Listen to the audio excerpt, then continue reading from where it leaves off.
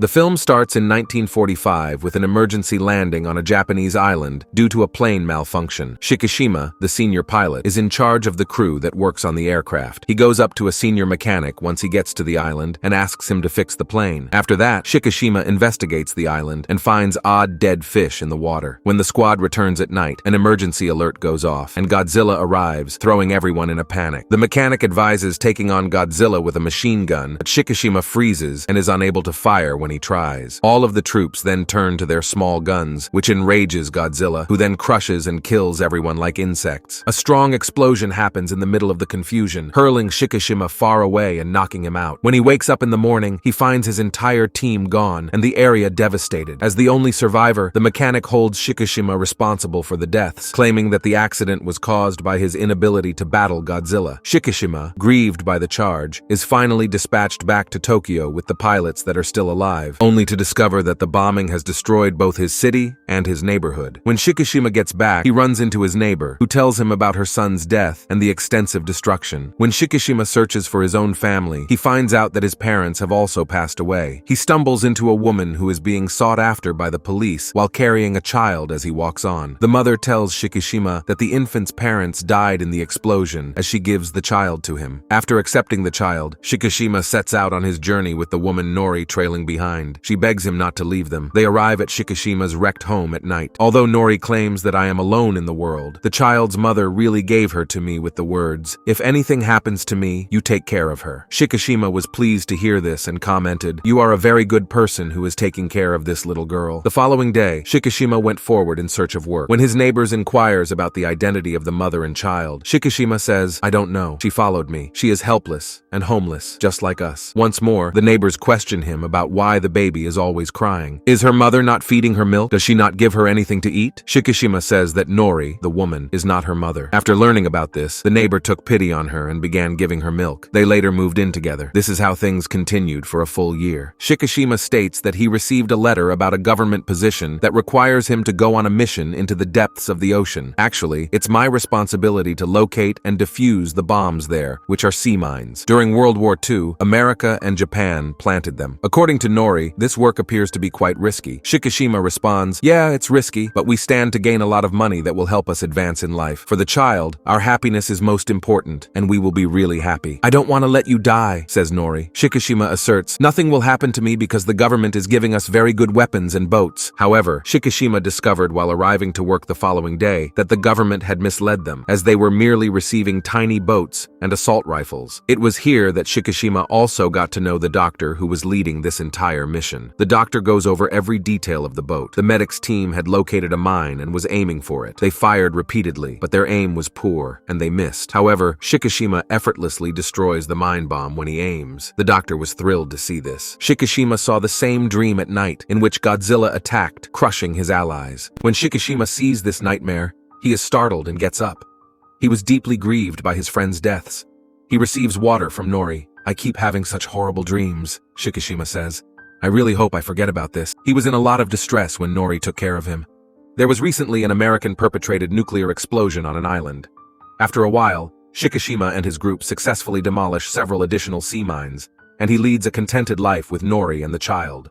They also rebuild their own house, to which Shikishima and his crew are invited. Everyone was ecstatic and gave Nori praise for feeding them all. They state, "Sister-in-law, the food is very tasty." When Nori hears this, she declares, "I am not Shikishima's wife." The entire crew is stunned to hear this. Then Shikishima informs them that she is living with me after the explosion since she is like me, and no one else is like me. Furthermore, this child is not ours, and the group says both of you should get married. One day, Nori informs Shikishima that I've got a job. The neighbor will look after the kid while I get back on my feet. I have talked with them, which Shikishima agrees to. Due to America's nuclear attacks, Godzilla has grown in size and has become more dangerous and powerful. And now, I was headed towards Japan. As the group advanced, they witnessed the ship's destruction. It had been destroyed in 1945 by Godzilla's onslaught. The crew was astonished to see this. They questioned what animal could possibly do this. Shikishima then claims that Godzilla was responsible for this, since he notices dead fish there. He claims that just before Godzilla emerges, he kills the creatures below and sends them up. This was something I had seen on an island.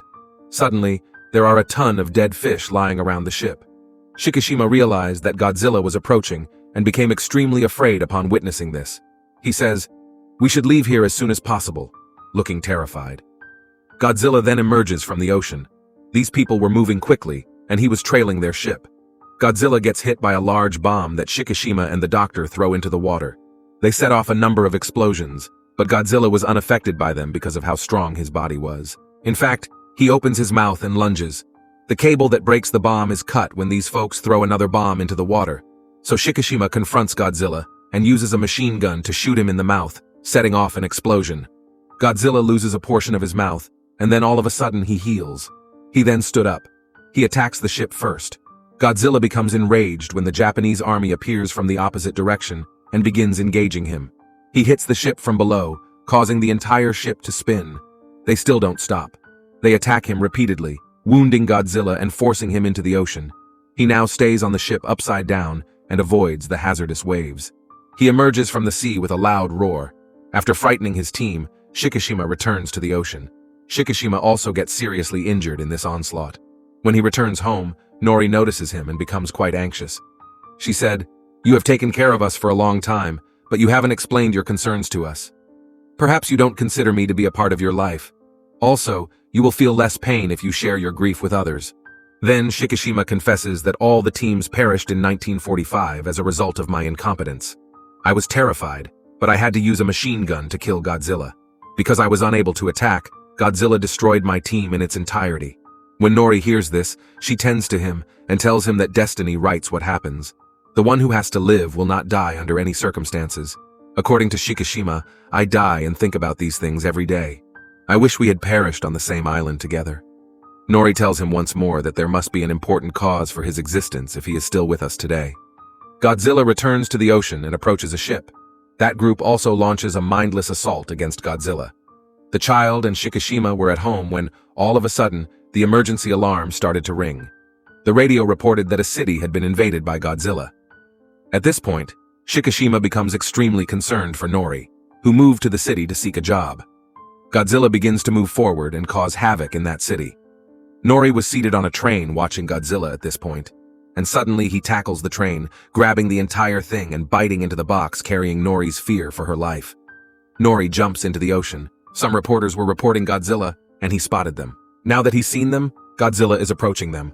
However, they remained motionless after that. When Godzilla arrives, he punches his way through the entire tower, murdering every reporter in the process. Shikishima arrived here as Nori was running, and the two of them immediately began running with everyone else. Behind them, with the tanks of the army hitting him, was Godzilla as well. As a result of his rage, Godzilla began to emit blue light from his scales and back, which he used to emit out of his atomic breath, wiping out the tanks. Following this, there are numerous explosions there, engulfing all the people and buildings. Nori pushes Shikishima away and tanks the damage of the attack on herself in an attempt to save him. After a while, when Shikishima comes, he sees no one there, including Nori. After everything was destroyed and Nori passed away, Shikishima started wailing uncontrollably and mourning her death. At this point, Godzilla begins to roar as he charges. Shikishima becomes enraged upon seeing him and begins to shout in anger. Everyone in the city is devastated upon witnessing the destruction that ensues all around them, and they consequently begin studying Godzilla. Once home, Shikishima offers up prayers for Nori. In addition, he was tending to the child's constant cries. Everyone in this room is informed by the doctor that the government has chosen the remaining soldiers and myself to stop Godzilla. Then he takes them to the location where the entire crew was tasked with stopping Godzilla and has a plan now. The general then arrives and greets everyone, announcing that Godzilla is now attacking much more frequently. No one is going to assist us in this situation. We are required to do all tasks independently. He then reveals that the doctor has devised a strategy to take down Godzilla. Everyone claims to have seen Godzilla with their own eyes upon hearing this. He is extremely strong and dangerous. He is unstoppable in every way. The doctor responds, "I'm a scientist and a Navy officer," after hearing this. We had also succeeded in our attack against Godzilla. Even though we had used an explosive to blow off part of his face, he had healed and recovered. But we have a new strategy this time. Gas cylinders will be placed on various regions of Godzilla's body through the ships. After that, he will be hurled quickly into the ocean's depths. We're going to be doing this in a really deep sea. His body won't be able to withstand the pressure because of the depth, for which he may pass away. A cop wonders, what if nothing happens to him upon hearing this? According to the physician, if nothing happens, and there's Plan B as well. In Plan B, balloons will burst on the cylinders that are positioned on Godzilla's body when he is submerged in the water. Because of this, Godzilla will begin to ascend again at the same rate that he had previously plummeted. He won't be able to handle the pressure and will pass away after bursting 2 or 3 balloons. Sir, are you sure that Godzilla would be killed by these attacks? One officer questions after hearing this. Maybe, but we have to do this because, apart from this, we have no other way, responds the physician. Godzilla has already destroyed a lot. Now we must do this to stop him, the general says as he joins him. Every officer present also agrees. When Shikishima gathers his entire crew, the doctor informs them that we need to construct a jet loaded with weaponry in order to bring Godzilla to the correct location in the sea. To have such a plane ready, I now require a very good mechanic. When Shikishima hears this, he remarks, my friend, the mechanic, can do this work. I'll track him down and bring him. When Shikishima visits his home in search of him, he discovers the mechanic, but nevertheless complains to him about the past incident. Because of you, our entire team was killed in 1945. Shikishima replies, yes, I know, but now I have a chance to rectify my mistake, and I need your help. We need a jet, which you must build, in order to destroy Godzilla.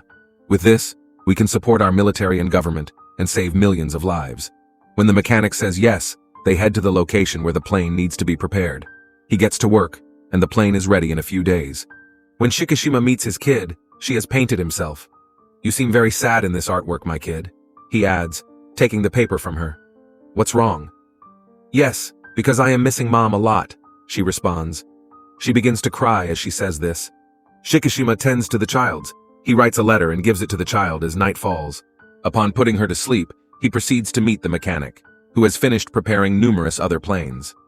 The mechanic informs Shikishima, as he sits in one plane, I have also put bombs, weapons, and gas cylinders in it. All you need to do is handle this plane and its buttons with care. Godzilla destroyed and killed all of your allies in 1945, but now you kill him and exact your revenge. Indeed, Shikishima replies, I will do this without a doubt. He begins looking at the child's painting, also missing Nori. The child delivers Shikishima's letter, which was meant for the neighbor, to him the following day. The letter included some money and a note telling you to take care of the child with it. The neighbor is aware that Shikishima will never return from the task he is currently on. Every ship in the sea begins to move forward as it must to reach its destination. With the aid of underwater gadgets, they create noise to agitate Godzilla. Godzilla gets irritated as Shikishima takes off in his plane. Godzilla attacks as a result of Shikishima's strikes all around him. Godzilla begins to follow his aircraft, so Shikishima leads him to the ocean and toward his main destination. The doctor, seeing them approaching, becomes ecstatic and orders all the ships to prepare. Godzilla and Shikishima are moving forward in the ocean when the blue light from his body begins to shine once more as the ships approach Godzilla. This time, there is no particular impact on the ships as he disperses rays throughout the ocean, creating a tremendous explosion. Then people begin tossing cylinders into the water, covering Godzilla's body with cylinders. By rapidly submerging Godzilla in water, these people run all of the cylinders through their ships. His body plunges 1,500 meters below the surface and then abruptly comes to a stop. Everyone believes Godzilla has died, but he begins to pull on their ropes, demonstrating that he is still alive. As per Plan B, they start opening the balloons in the cylinder, and Godzilla starts coming up again at a high speed. After coming to 800 meters, he stops and starts breaking those balloons one by one. An attempt is made to bring Godzilla up by pulling the ropes. In a while, he comes up, but there is no scratch on his body. He roars loudly and prepares to make a wave of rays. Shikishima moves forward on the plane, thinking of taking revenge again. He gets into Godzilla's mouth, and as the plane is destroyed, Godzilla's whole face rises with a big explosion. The doctor and everyone are saddened by Shikishima's death, but at a short distance, they see Shikishima flying on a parachute. Everyone is very happy that he is still alive. The mechanic also comes to know about all this through the radio. Acknowledging this, he also feels ecstatic. And he recalled that, yes, I had informed Shikishima that this plane had a parachute. He was overjoyed that his cunning had allowed him to carry out this mission successfully. Shikishima notices, as he jumps from the parachute, that Godzilla's faceless body splits into numerous pieces as it exits the blue light. And into the water go all those fragments. And this is how Godzilla dies. Everyone was very happy with Shikishima's bravery. They give him a respectful salute. And now that the mission is over, these individuals return to the base, where everyone was ecstatic. At this point, the mechanic embraces Shikishima. "Thank God," he said. "You did it with such bravery." He was also met by the girl and the neighbor. When he receives a letter from his neighbors, Shikishima is both shocked and overjoyed, because this letter was from Nori, and she was still alive. She was also at home, waiting for them. When they return home, Nori, who somehow survived the attack, greets them. However, her injuries were severe. It makes all three of them very happy to be together again. "Is this over?" asks Nori. He responds, grinning, "Yes, and I was successful." Nevertheless, the pieces of Godzilla's body were shown to be regenerating in the depths of the sea.